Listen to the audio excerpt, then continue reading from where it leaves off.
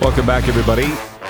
Just ahead of Charleston Hughes joining us, a sports update. This year's Tour de France has been rescheduled to begin August 29th and finish September 20th. Come on in, Darren.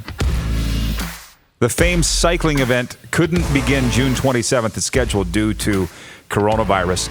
Bill Peters is back in hockey. The former Calgary Flames head coach was named coach of a squad in Russia's Continental Hockey League this morning. Peters resigned as Flames coach last year following allegations he previously used racial slurs and struck players during a previous coaching job.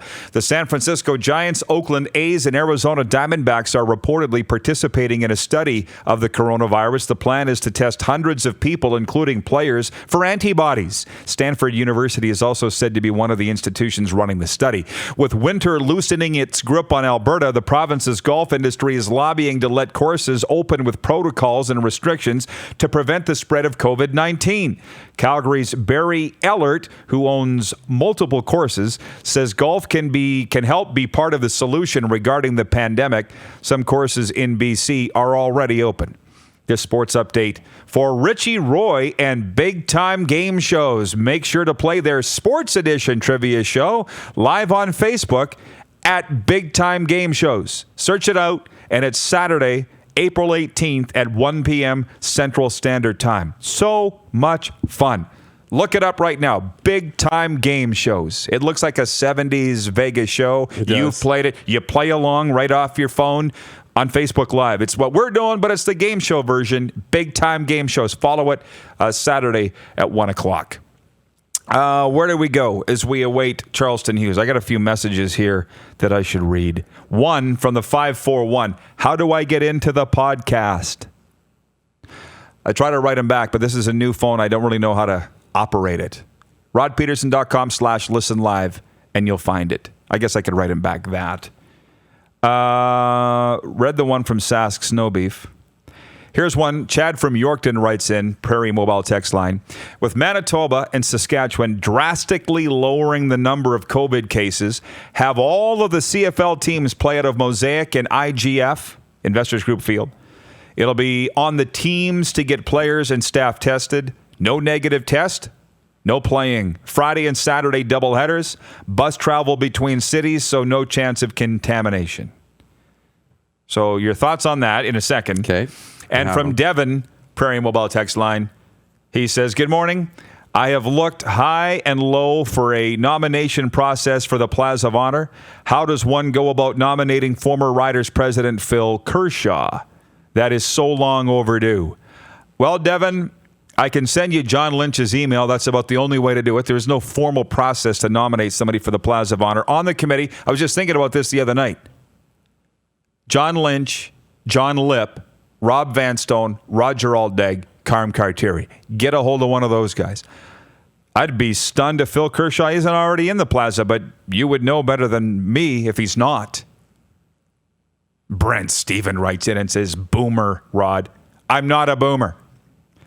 It took me years to give up my BlackBerry. Years. I had to be convinced by Prairie Mobile to turn my BlackBerry in, and they literally pried my fingers off my BlackBerry. You know how much I loved it. Oh, yeah. Got me into an iPhone, and now I love it. And then they bring me this Samsung phone, which is totally cool. Believe it's cool. But it's hard to figure out if you're not used to it. It's different. Man, and I've done the change. And I'm begging. It's weird. I like the BlackBerry brand in terms of like the phones and stuff like you. But I had, a Android phone, I guess. What was it? It was a Galaxy, old one. And then for a job I had, they gave me an iPhone. And that thing, I'm like, oh, nothing works like it's supposed to. Nothing works the way I'm used to it working. And then I got into that. I'm like, this is great. When I went back to an Android, I'm like, nothing works like it's supposed to. It doesn't work like the iPhone. It does. It's a learning curve, but once you're in, you're in. From Brady on the Prairie Mobile text line, he says, hey, Rod, I have Game TV. Can't wait to watch your show on the television. Can't wait for the NFL draft. Go Hawks. Seahawks, that is. I got to remind you, it's Game Plus TV. It's not Game TV. They're partner television channels, but it's Game Plus TV, which, by the way, if you're in Ontario, it's a free preview right now on Rogers if it's your cable provider. I'm not going to get into when we're going to be on Game Plus. That would take too long, and I don't even know the answer to that. You do, but that's not a topic for now. Jason in Winnipeg writes in, says, I like the Investors Group Field and Mosaic option. And just ahead of Charleston Hughes, Nelson Hackowicz writes in and says, does the CFL work without fans in the stands, though? There is chatter that some teams are better off not playing at all versus having no one show up. Just spitballing here, just me talking. If every other league starts playing in empty stadiums and the CFL doesn't, they're going to get left behind in the court of public opinion, in the realm of perception. They're going to get left behind. It's a league that dearly needs national sponsors, local sponsors. If they are the only league that's not on, the only pro league not on, it would be disastrous for the Canadian Football League. It would. My opinion. Yeah. If Toronto and Montreal and Hamilton and Calgary and Edmonton, BC, Ottawa, who am I missing outside of Saskatchewan and Winnipeg, if they're all okay with their teams leaving, because you're going to play in empty stadiums anyway. Yeah, what's the difference? So you want to come to Saskatchewan and Manitoba, I'm on board. And I think it's a great idea. And here's why. We're doing such a good job of isolation and social distancing in Manitoba and Saskatchewan, and we're flattening the curve like crazy, and it's awesome. And we're all spread out, so it's a little bit easier. But we now have created a controlled environment between the borders of Saskatchewan and Manitoba. So if you come in, you sit for 2 weeks in quarantine, we know everybody's negative, all the players, you can do this now. Now your bubble is Saskatchewan and Manitoba. And when you talk about Scott Moe reopening the province, he could do that because we've done such a good job of limiting the virus, and it's not in the province really as much as it is in other places. The question is now you have to close the borders. You can't let anybody into Saskatchewan or out of Saskatchewan. You're out, you're not coming back. Same thing with Manitoba.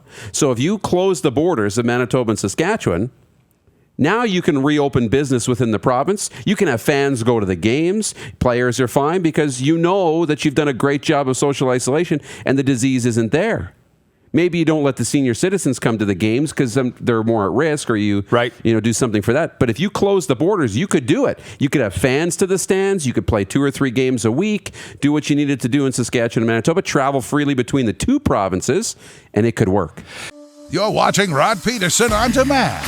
For more of The Rod Pedersen Show, visit rodpedersen.com or follow Rod Pedersen on social media.